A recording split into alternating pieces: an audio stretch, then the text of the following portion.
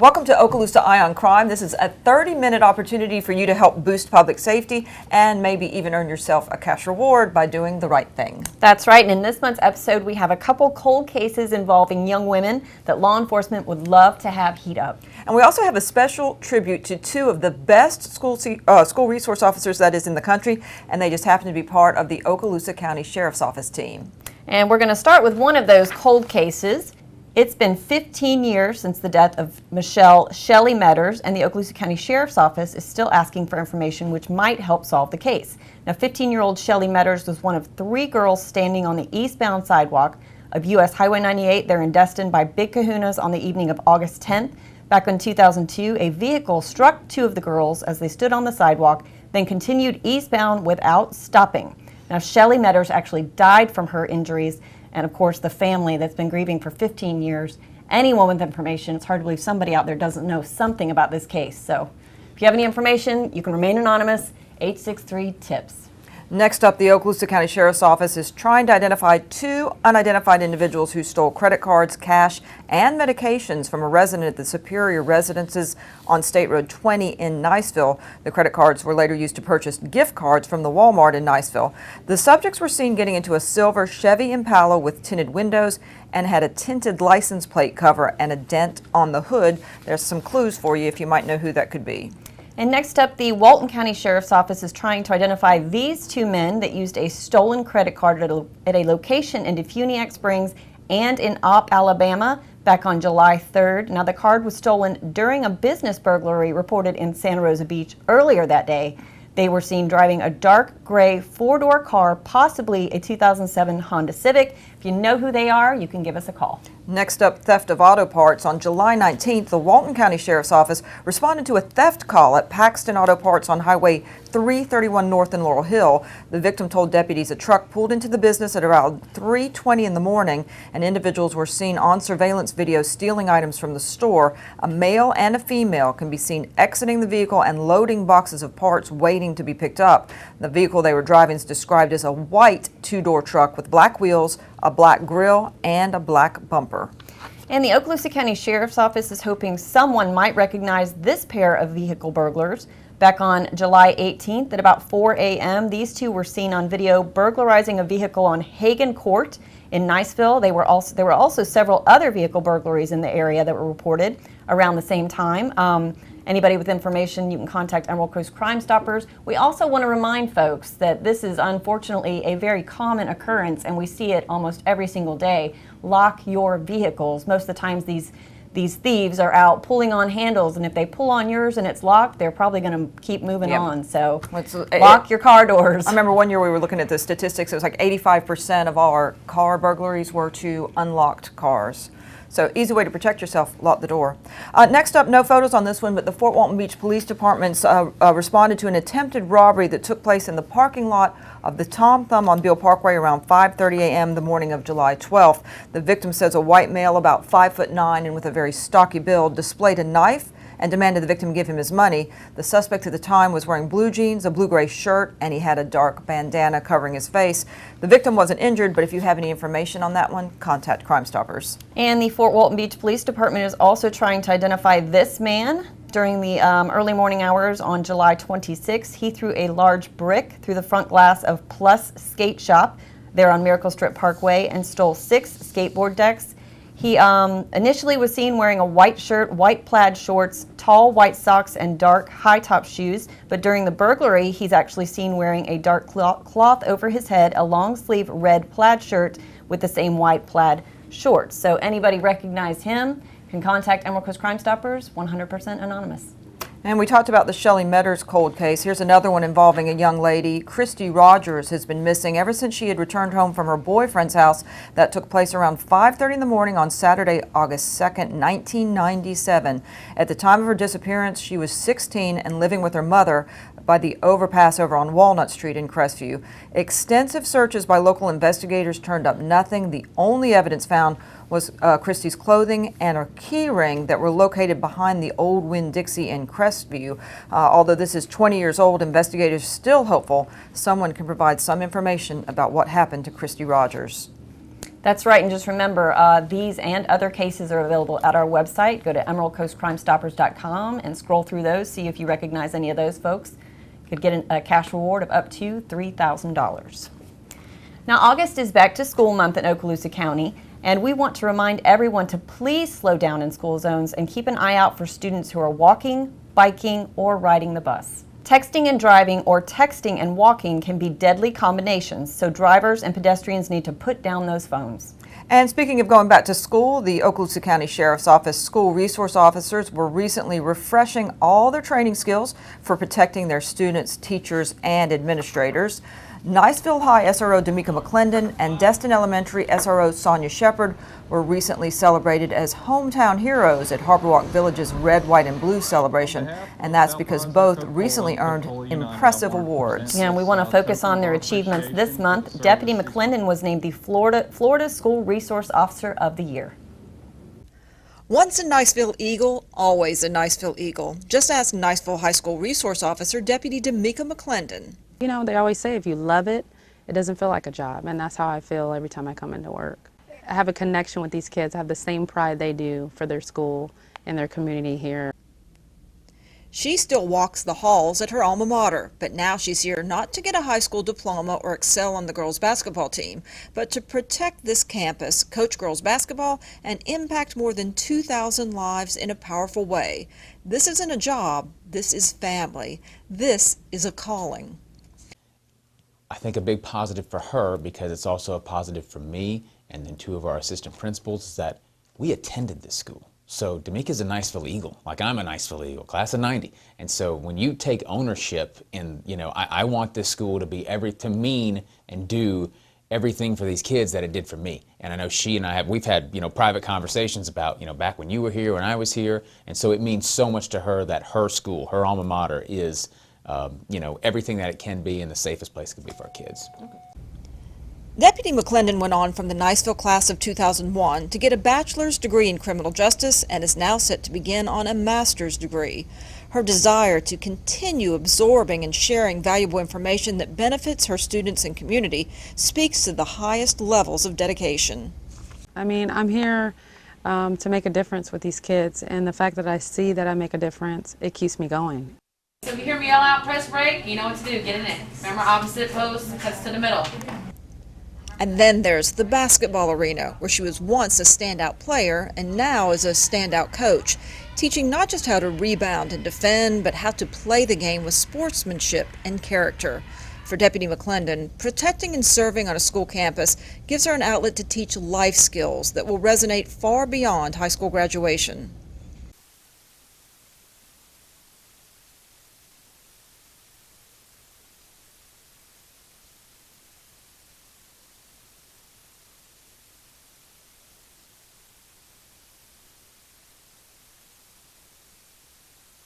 She genuinely cares. Like recently I had a death in my family and she's been there for me more than anybody has ever. Like her office is always open, and if I need a shoulder to cry on, she's there. She motivates me in basketball and in school. They come to her, they trust her, they love her.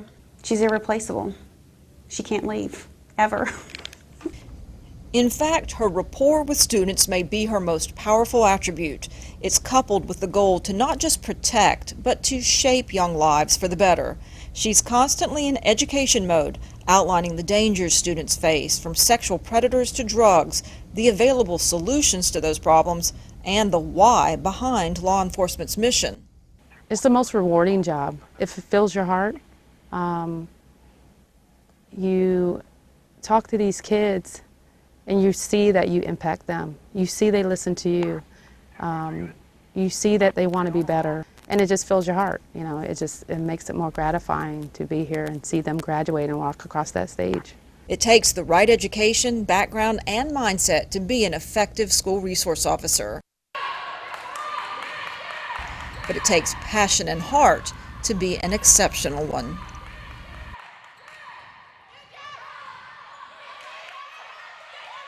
And what I love about her story and her testimony is she came through the city of Niceville. It's her hometown. She attended Niceville High School. She walked the halls as a high school teenager and a basketball player, I might add, and a very good one at that. But then she circled back later and came back and said the children that she once walked with, she now wants to serve as an SRO officer within them, to look out for them, for their well-being, to be part of the DNA of that city, the culture of Niceville, what's produced in and through Niceville High School. She's there coaching basketball as an SRO officer. That's amazing. That's above and beyond. Now, there are going to be some sad faces at Niceville High School this year because Deputy McClendon has just been promoted to investigations, but she did tell us that she plans to go back and visit often. So that'll make him happy, I think. And then about 10 days after D'Amica learned that she's Florida's SRO of the Year, the Okaloosa County Sheriff's Office got another blast of good news. Destin Elementary SRO Sonia Shepard has earned a National Exceptional Service Award. Check this out. There are kids from many different countries in the population of 1,000 students at Destin Elementary, but School Resource Officer Deputy Sonia Shepard says a hug is universal. She shares plenty of those each day and so much more. And she's all about character building and doing the right thing.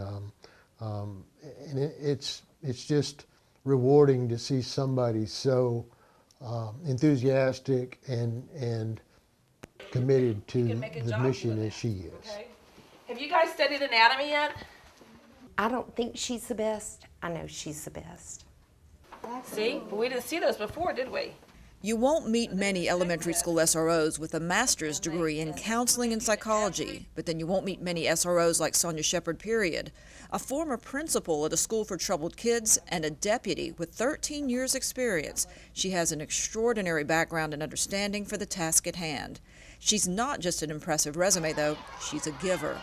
I just think every kid deserves a chance to grow up and be somebody. And that means that they have to feel safe and secure, and somebody has to recognize that they count and that they matter.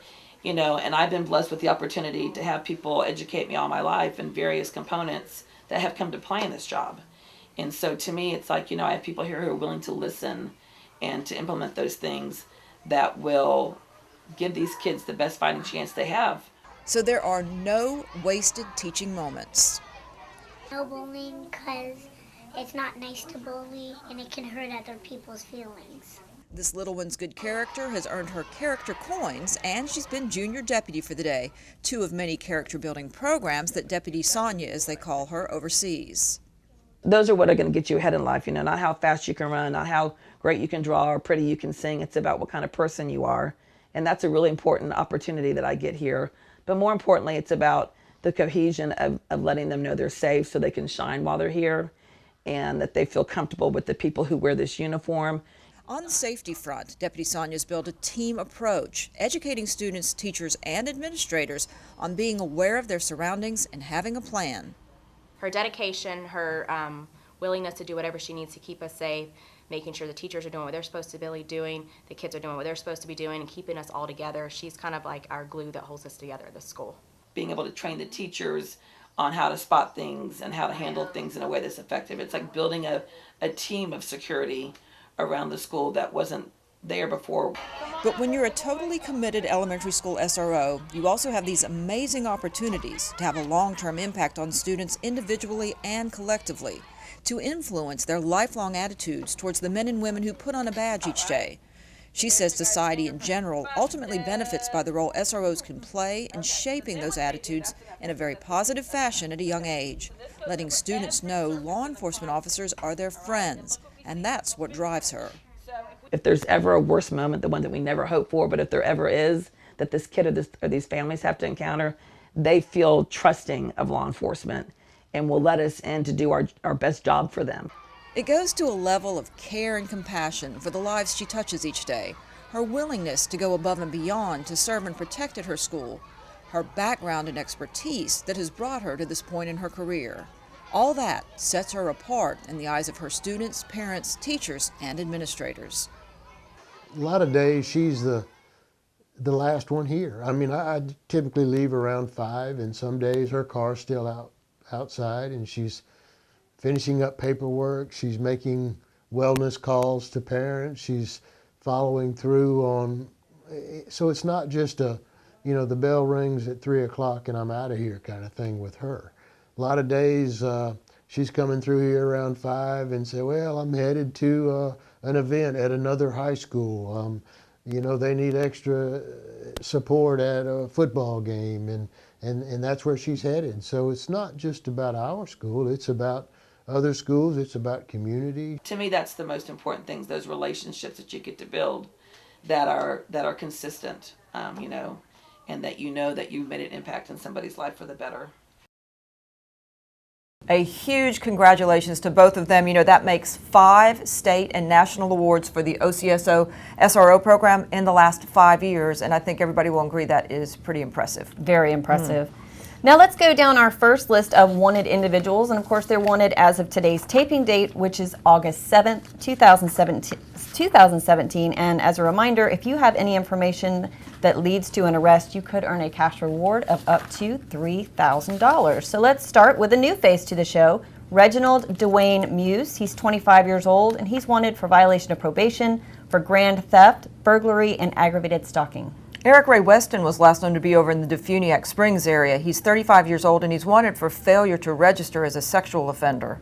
Samuel M. Hubley III, who was last known to live on Dunwoody Place in Fort Walton Beach, is wanted for failure to appear for possession of a controlled substance, possession of narcotics equipment, possession of a firearm by a convicted felon, and criminal mischief. Last known address for Justin Allen McCall was on Cotton Creek Road in Baker. McCall's 23 years old and he is wanted for burglary and larceny. And deputies are still searching for 32-year-old Keon Kenneth Cooper, and he's wanted for failure to appear for aggravated assault, child abuse, possession of a firearm or ammo by a convicted felon, battery on a law enforcement officer, trafficking cocaine, and possession of drug paraphernalia. Okay, that's quite a list, so need to find him Quite a and get bit. him off the street. Next up is Jeffrey Alexander Turner. He's 51 and he's wanted for failure to appear on charges of burglary, fraud, and criminal mischief. 31-year-old Leonard Mortez Goldsmith is wanted for violation of probation for battery on a law enforcement officer, possession of cocaine, as well as some misdemeanor warrants. He was last known to live on 3rd Avenue up in Crestview. Help us find Chad Alford. He's wanted by the Walton County Sheriff's Office for aggravated assault and causing the cruel death, pain, or suffering of an animal. Last known address, Powell Drive in Niceville. Next up is Michael Lee Folsom, who's wanted for possession of a controlled substance and possession of narcotics equipment, last known to live on Schaffner Avenue in Crestview. Moving to Dennis Frederick Taylor Jr., he's wanted for failure to appear for fraud and providing false statement to obtain unemployment compensation. Last known address, Brook Street in Fort Walton Beach. And we don't have a photo for Adam J. Moshier, but he's wanted for possession of a controlled substance and possession of drug paraphernalia, last known to live on Bonita Avenue over in Fort Walton Beach. William Brian Harnish is wanted for violation of probation on charges of possession of a controlled substance and possession of drug paraphernalia. Todd Eric Logan is 52 years old. He's wanted for uttering a forged banknote, last known to live over in Miramar Beach. Okay, put a banner across Antonio Robinson because he has been located since our last show. It's good news, but we're still looking for Leanne Summer Lawson. She's wanted for violation of probation for possession of cocaine, last known to live on Seibert Avenue in Destin. Also searching for Lucas Lorenzo Williams. Williams is wanted for armed robbery that took place back on October 27, 2016 in Defuniak Springs. His last known address was in Pensacola. And Jonathan James Lucas is also wanted for armed robbery, and he's being stopped by the Defuniak Springs Police Department. Charges under Timothy James Howard include larceny, resisting an officer, and recovery of stolen property, as well as failure to appear for fraud. Last known address, Bearhead Road in Defuniak Springs. 57-year-old Stephen Sherman is wanted for extortion or threats, last known to live on Vinings Way in Destin. Here's another one we can take off. Lynn and Wayne Harris has been located since the last show. But we're still looking for Pamela Shute. She's wanted by the Walton County Sheriff's Office for trafficking in a controlled substance, possession of a controlled substance by misrepresentation, fraud, forgery, or deception, last known to live in Santa Rosa Beach. Okay, one more to check. Margie Elaine Silcox, located since last show as well. Now next up, we want to give a shout out to local Salvation Army and Catholic Charities chapters who showed up with bags of donated toys for OCSO deputies to share with kids they encounter. They call it Christmas in July.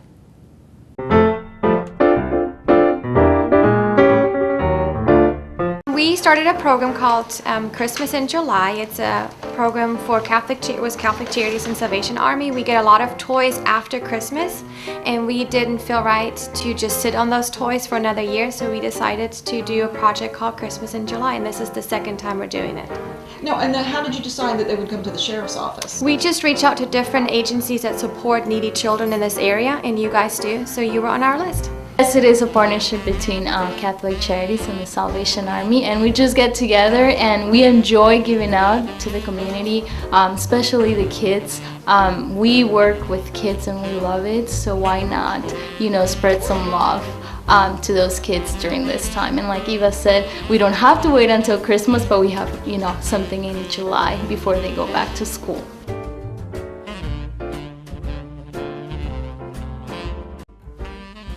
Deputies in uniform can sometimes be a little bit intimidating to children when they come up to them. So this is just a way for them to kind of break the ice, have a toy to hand over, and make the kids a little bit more comfortable.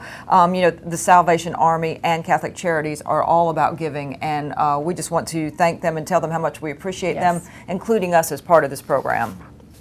And now let's head into another list of folks that are currently being sought by law enforcement. And remember, you can contact Emerald Coast Crime Stoppers anonymously, whether that's by phone, web, or mobile tip. So first up is going to be Edward Lamont Fountain. He is wanted for failure to appear for carrying a concealed weapon, possession of weapon ammo by convicted felon, possession of a controlled substance and narcotics equipment, and driving with a suspended license, last known to live on Wilson Street in Crestview. And Crime Stoppers still looking for Nicholas Ronald William Weeks, who's wanted for VOP on possession of a weapon or ammo by a convicted felon, last known address to Funiak Springs. 35-year-old Willie Maurice Floyd is wanted for coordinating in a retail theft over $3,000 and possession of anti-shoplifting control device. The next individual was last known to live in Niceville. He's Tony Wayne Poland, and Poland's wanted for burglary, larceny, and possession of a weapon or ammo by a convicted felon. 22-year-old Seamus Mason Cotner Marshall is wanted for violation of probation for battery and fraud, last known to live in Mary Esther. And this next individual has been on our list for quite a while. George Monroe Emmerich II, wanted by the Okaloosa County Sheriff's Office, and the charge is violating probation for domestic violence, strangulation, and aggravated battery.